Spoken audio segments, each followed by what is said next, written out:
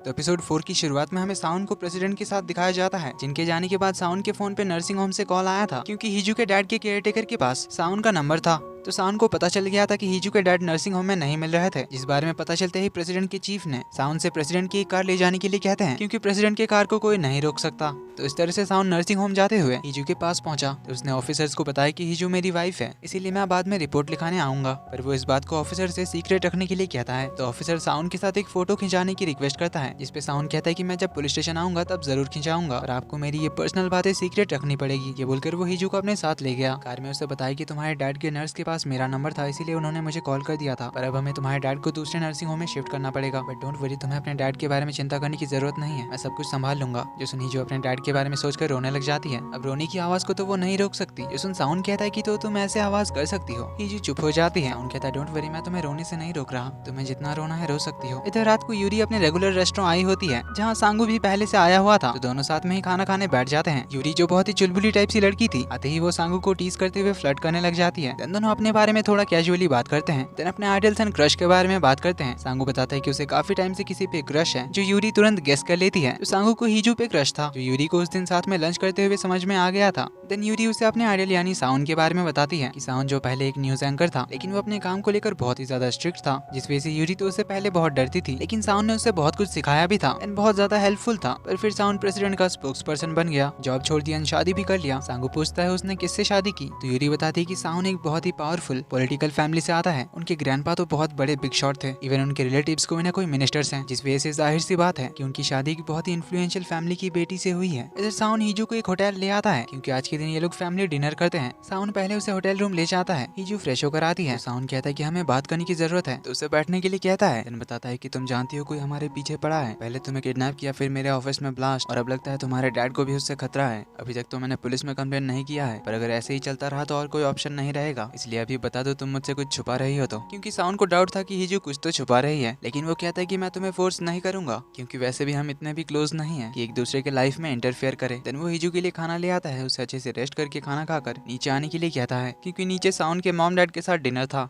तो साउन के डैड चाहते थे कि साउन उनके इलेक्शन कैंपेन में हेल्प करे, इसको साउन डायरेक्टली मना कर देता है। वही हमें समझ आता है कि साउन का अपने डैड के साथ रिलेशन सही नहीं है, इसलिए साउन के डैड उस पर हमेशा नाराज रहते हैं। कुछ देर बाद में हिजू आती है, तो साउन के डैड हिजू की इंसल्ट करने लगते हैं। जिसमें साउन को भी गुस्सा आ जाता है, तो वो अपने डैड को सुनाकर हिजू को लेकर जाने लगता है कि तभी साउन के डैड गुस्से में एक वाइन का गिलास उसकी तरफ फेंकते हैं। तो साउन हिजू को कवर कर लेता है, और उसके डैड आकर उसका कॉलर पकड़ लेते हैं कि अगर तुम मेरी परछाई से बाहर निकले तो बर्बाद हो जाओगे। इस पे साउन कहता है कि मैं ऑलरेडी निकल चुका हूँ, इसलिए आप अपने बारे में सोचिए। ग्रैंडपा के दम पे तो आप पॉलिटिक्स में आ गए, पर अब खुद के दम पे आगे बढ़कर दिखाइए। ये बोलकर हिजू का हाथ होल्ड करता है, उसे लेकर चला जाता है। लिफ्ट में हिजू अपना हाथ छुड़ाने की कोशिश करती है, लेकिन साउन उसका हाथ नहीं छोड़ता और उसे कहता है कि तुम जरूर मुझे डिवोर्स देना चाहती होगी, क्योंकि तुम्हें मुझसे अपनी बहन की जगह शादी करनी पड़ी। तुम बोल नहीं सकती, इसलिए अपने आप को ऐसी सिचुएशन में डिफेंड नहीं कर सकती, पर ये लोग ऐसे हैं जो अपने बच्चे तक को कभी भी बदल सकते हैं, इसलिए इनकी बात को सुनने की जरूरत नहीं है, ना ही दिल पे लेना। ये बोलकर उसे घर ले आता है। हिजू को अब किडनैपर का फोन देखकर बहुत डर लग रहा था, इसीलिए वो उसे कचरे के बीच में डालकर फेंकने के लिए जाती है। तो साउन कहता है कि कचरे की थैली मुझे दे दो, मैं फेंक कर आता हूँ। इससे हिजू तो और घबराने लगती है, इसलिए दोनों में कचरे को लेकर छीना झपटी होने लगती है। पर हिजू उसे छीन कर अपने रूम में वापस आ जाती है, जहाँ उसकी डायरेक्टर एंड बाकी कलीग्स वीडियो कॉल करके उसे गुड लक विश करते हैं, क्योंकि कल प्रेसिडेंशियल ऑफिस में इंटरव्यू था। तभी साउन भी उसे ऑल द बेस्ट कहता है। हिजू लिखती है, अगर मैं पास हो गई तो फिर क्या होगा,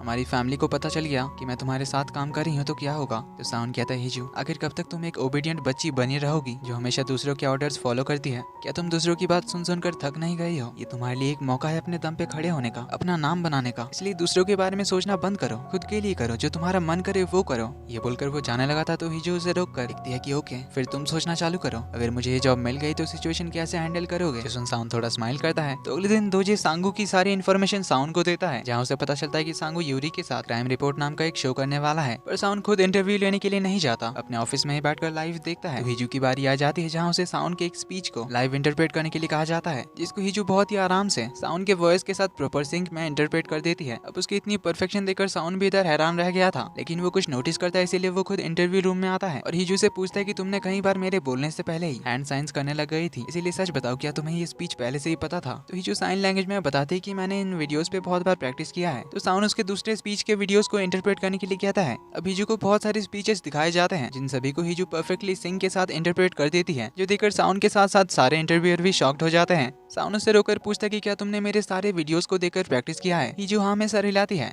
तो साउन कहता है यानी तुमने मेरे सारे स्पीचेस को मेमोराइज कर लिया है। हिजू कहती है नहीं, मैंने आपकी वीडियोस को देखकर बहुत ज्यादा प्रैक्टिस किया है। साउन कहता है ऐसा कैसे हो सकता है कि तुम रैंडमली मेरे किसी भी स्पीच को इतने परफेक्टली मेरे वॉइस के साथ अपने हैंड मूवमेंट्स को मैच कर सकती हो। हिजू साइन लैंग्वेज में कहती है क्योंकि मैं पागल हूँ। जो सुन सब लोग तो स्माइल करने लगते हैं। हिजू बताती है आपकी स्पीच ब्रीफिंग से ऑब्सेस्ड थी, हमेशा से ही मेरा सपना था साइन लैंग्वेज इंटरप्रेटर बनना, इसीलिए मैंने आपकी सारी वीडियोस देखकर इंटेंस प्रैक्टिस की, आपके लिप मूवमेंट्स को पढ़ा, आपके बोलने के तरीके को पढ़ा, आपको मिमिक किया, बहुत ज्यादा प्रैक्टिस की। जो सुन सब लोग तो और शॉक्ड होते हैं। तो साउन पूछता है क्या तुम सच में कुछ बोल नहीं सकती? अगर तुम्हें ये जॉब मिल गई तो स्पोक्स पर्सन की टीम के साथ तुम कैसे बात करोगी? हिजू पूछती है कि आपको साइन लैंग्वेज आती है? नहीं आती तो मैं आपको सिखा दूंगी, फिर आपको भी समझ आएगा कि इंटरप्रेटर आपकी बात को सही से कन्वे कर पा रहा है या नहीं। अगर आप सीख लेंगे तो मेरे साथ कम्युनिकेट करने में आपको ही आसानी होगी। लेकिन साउन उसे अभी जो बोलेगा ऑन द स्पॉट इंटरप्रेट करने के लिए कहता है। जो बातें उसने किसी भी स्पीच में नहीं कही, तो वो एक मैरिड कपल की स्टोरी बताता है जिसमें उस कपल के बीच में कम्युनिकेशन नहीं थी, कभी अपनी फीलिंग्स को एक्सप्रेस नहीं किया, पर अगर अब वो ट्राई करें तो क्या वो अपने रिलेशनशिप को एक नॉर्मल कपल की तरह ठीक कर सकते हैं? तो ये साउन अपनी ही कहानी बता रहा था जिसको हिजू परफेक्टली इंटरप्रेट कर देती है, जिसको देखकर अगेन सब लोग सरप्राइज्ड रह जाते हैं। तो साउन बाहर चला आता है और हिजू की बातों के बारे में सोचकर कहता है कि क्या हो तुम। देन इधर हम देखते हैं चेयरमैन होंग की बड़ी बेटी यानी हिजू की स्टेप सिस्टर होंग ईना कोरिया वापस आ जाती है। इधर साउन ने हिजू के डैड को एक बहुत बड़े प्राइवेट हॉस्पिटल में शिफ्ट कर दिया था जहाँ की सिक्योरिटी बहुत टाइट है। तो हिजू अपने डैड से मिलने जाती है जहाँ उसके डैड के लिए बहुत सारी चीजें रखी हुई थी, जो देखकर हिजू पूछती कि डैड ये सब किसने किया। अब हिजू के डैड जो बात सुनते थे उसे रिपीट किया करते थे। तो जब साउन इनसे मिलने आया था तब उसने कहा था कि डोंट वरी डैड, चाहे कुछ भी हो जाए मैं हिजू को हमेशा प्रोटेक्ट करूंगा। तो हिजू के डैड यही बात रिपीट करते हैं तो वो समझ जाती है कि साउन यहाँ आया था। लेकिन अब वो साउन के बारे में सोचने लग जाती है क्योंकि वो कभी रूड बिहेव करता है तो कभी बहुत प्यार से, कभी बहुत हार्श होता है तो कभी बहुत काइंड। तो अपने डैड से कहती कि मैं उसे समझ नहीं पा रही हूँ। इधर इंटरव्यूअर टीम ने हिजू को ही सिलेक्ट किया था जिस बारे में वो साउन को बताने आते हैं। साउन उनके सामने कुछ खास रिएक्ट तो नहीं करता लेकिन वो बहुत खुश होता है। हिजू का नाम देकर वो अपने एक बचपन के टाइम को याद करता है। होंग फैमिली और बेक फैमिली फ्रेंड्स थे, इवन दोनों फैमिली आसपास ही रहते थे, इसीलिए एक दूसरे के घर आना जाना लगा ही रहता था। तो एक दिन होंग फैमिली के घर पे साउन और उसकी फैमिली आई थी। सभी लोग खाना खाने बैठे थे। साउन को खाने के लिए सी फूड दिया गया था जो उसे बिल्कुल भी पसंद नहीं था, पर उसकी मॉम उसे जबरदस्ती खाने के लिए कहती है और कहती है मेरे बेटे को फिश पसंद है। जो सुन साउन चुपचाप से खा लेता है। उनके जाने के बाद वो नीचे देखता है, तब वो हिजू को देखता है जिसको बहुत भूख लगी थी और उसे सी फूड खाना था, लेकिन उसकी मॉम उसे डाइट वाला कोई थोड़ा सा खाना खाने के लिए देती है जो उसे खाना नहीं था, पर उसकी मॉम उसे वही खाने के लिए कहकर चली जाती है। तो उनके जाते ही साउन नीचे आता है और हिजू को साइड में ले आता है और उसे अपनी सी फूड वाली प्लेट खाने के लिए दे देता है, जिसको हिजू बहुत जल्दी जल्दी खाने लगती है क्योंकि अगर उसकी मॉम ने देख लिया तो उसे डांटेगी। तब साउन ने उसका नाम पूछा था, तब हिजू ने उसके हाथ में अपना नाम लेकर बताया था। तो साउन हिजू की फोटो देकर यही याद करता है और कहता है तुम इतनी जल्दी इतनी बड़ी कैसे हो गई। तभी उसे हिजू थैंक यू मैसेज करती है उसके डैड के लिए इतना करने के लिए, जो देख साउन स्माइल करता है। तभी इधर हिजू को ईना के एक पोस्ट का नोटिफिकेशन आता है जिससे वो समझ जाती है कि ईना कोरिया आ चुकी है, जिससे उसे फिर से याद आता है किस तरह उसकी माँ ने उसे ईना की जगह लेकर साउन से शादी करने के लिए फोर्स किया था।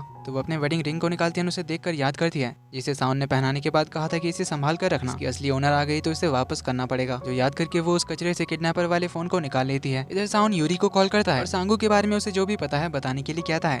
अब यूरी उससे बात करने के एक्साइटमेंट में ये बता देती है कि सांगू एक ऑर्फनेज में पला बढ़ा है। साउन कहता है नूरी ड्रीम सेंटर में ना, जिसका पहले नाम था सिनिल चाइल्ड केयर सेंटर। यूरी यहाँ कहती है। तभी साउन को किडनैपर के नंबर से कॉल आता है। हिजू कहती है तुमने पूछा था ना कि तुम्हारा डिवोर्स कराकर मुझे क्या हासिल होगा, उसका जवाब है मेरे पास, होंग ईना। उससे वापस आकर अपनी जगह भी तो चाहिए, वैसे भी तुम और तुम्हारी फैमिली तो उसे ही चाहते थे, हिजू तो जस्ट एक रिप्लेसमेंट थी, इसीलिए हिजू को छोड़ दो। साउन कहता लगता है तुम्हें सब कुछ नहीं पता, इसीलिए मैं तुम्हें बता रहा हूँ। ईना के गायब होने से पहले जिससे वो आखिरी बार मिली थी वो मैं था, शायद तुमने इस बारे में अच्छे से पता नहीं किया। तो हिजू पूछती है तुम दोनों ने किस बारे में बात की। साउन कहता है कि हमने एक डील की थी जिसके हिसाब से ईना कभी भी मेरी वाइफ नहीं बनेगी। जो सुन हिजू शॉक्ड हो जाती है। तो साउन कहता है कि लगता है तुम जिस इरादे से मुझे ब्लैकमेल कर रहे थे मैंने उस मोटिव को ही खत्म कर दिया। जो सुन हिजू कॉल काट देती है क्योंकि साउन घर पहुंच गया था। तो वो हिजू के पास आता है, उसे सॉरी कहता है क्योंकि उसने हिजू को अंडर एस्टिमेट किया था, पर उसने इंटरव्यू बहुत ही अच्छे से दिया। देन उसे याद दिलाता है कि कल चेयरमैन होंग यानी हिजू के स्टेप डैड की कंपनी की एनिवर्सरी है, जिसके पार्टी में इन्हें जाना है। पर हिजू अपने मन में कहती कि क्या ये नहीं जानता कि ईना वापस आ गई है। तो अगले दिन शाम को ये लोग पार्टी में पहुंचते हैं। हिजू को देखकर उसकी मॉम उसे साइड के एक रूम में ले जाती है। तुमने साउन को अपने डैड के बारे में पता चलने कैसे दिया, एक काम तुम ढंग से नहीं कर सकती। हिजू टाइप करके पूछती कि क्या आप ये नहीं पूछेंगे कि डैड को वहाँ से शिफ्ट क्यों किया गया। हिजू की मॉम कहती कि मुझे फर्क नहीं पड़ता, अच्छा ही है, मुझे अब से हॉस्पिटल में पैसे देने की जरूरत नहीं पड़ेगी। और ये क्या पहना है ये बोलकर उसकी कोट उतार देती है और बाहर आकर अच्छा दिखने के लिए कहती है। तो इसके पास ही वॉशरूम था जहाँ दो लड़कियाँ हिजू के बारे में बुरा भला बोल रही थी। जो सब सुनकर हिजू को बहुत बुरा लगता है। पार्टी में आती है तो अंदर सभी लोग आपस में बात करने में बिजी थे, जैसे कोई उसे नोटिस ही नहीं कर रहा था। इसीलिए वो ड्रिंक करते करते टेरेस में आ जाती है जहाँ वो अपनी लाइफ के बारे में सोचकर सैड फील कर रही थी कि किसी को उसकी चिंता नहीं है।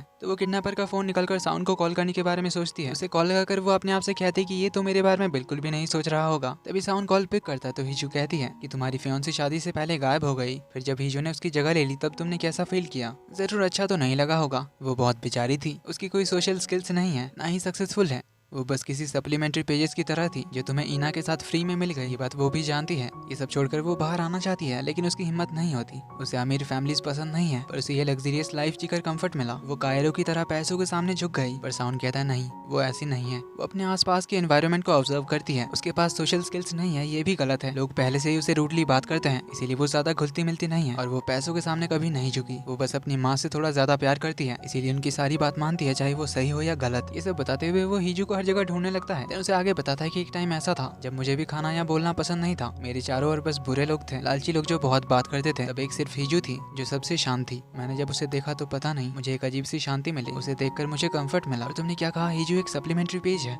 नहीं, वो सबसे यूनिक है। उसने कितनी मेहनत की है तुम नहीं जानते। वो अपना नाम खुद बनाएगी अपनी मेहनत से, इसीलिए अगर नहीं पता तो मेरी वाइफ के बारे में कुछ भी ऐसा मत बोलो। अब ये सब सुनकर हीजू तो रो पड़ती है, रोते हुए कहती है कि फिर तुमने उसके साथ ऐसा क्यों ट्रीट किया, जैसे वो है ही नहीं। तुमने कहा था तुम हीजू को बहुत अच्छी तरह से जानते हो, तो फिर तुमने उसे ऐसा क्यों कहा कि तुम दोनों कोई कपल नहीं हो? तभी हीजू एलिवेटर खुलने की आवाज सुनकर पीछे मुड़ती है तो एलिवेटर से साउन बाहर आता है। तो हीजू को फोन के साथ टेरेस के एकदम साइड में देख लेता है। सीन कट होता है और हमें एक एक्स्ट्रा सीन दिखाया जाता है। साउन रिपोर्ट लिखाने के लिए पुलिस स्टेशन गया था। पहले तो उसने ऑफिसर्स के साथ फोटोज खिंचाई, फिर रिपोर्ट लिखते टाइम ऑफिसर्स उसे बताते हैं कि आपकी वाइफ उस दिन हमारी कार में अचानक से बहुत शॉक्ड हो गई थी। हमें तो ऐसा लगा था कि उन्हें पैनिक अटैक आ रहा है। अचानक से वो बहुत चिल्लाने लग गई, कार रोकने के लिए कह रही थी। जो सुन साउन शॉकिंगली पूछता है कि क्या मेरी वाइफ ने आपसे कार रोकने के लिए कहा? ऑफिसर कहता है हाँ। तो साउन उनकी कार का डैश कैम फुटेज लेता है। तो वो फुटेज देखकर साउन समझ जाता है कि हीजू बात कर सकती है, जिससे तो वो काफी शॉक्ड एंड गुस्सा दोनों होता है। इसके साथ ही एपिसोड 4 यहीं पे खत्म होता है।